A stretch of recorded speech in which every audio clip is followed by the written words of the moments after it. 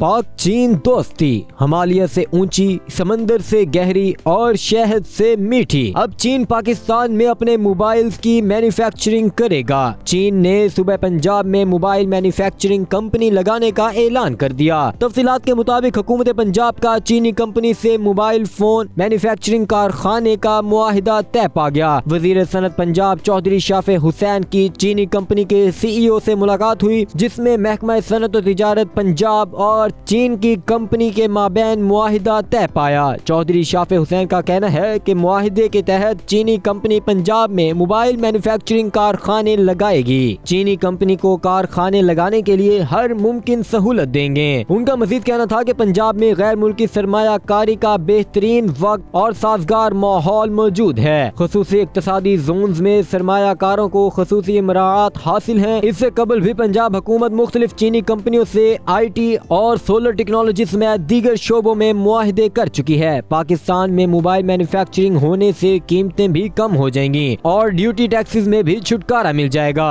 आपको ये मालूमाती रिपोर्ट कैसी लगी हमें कमेंट सेक्शन में जरूर बताएं और इसे ज्यादा से ज्यादा शेयर करें।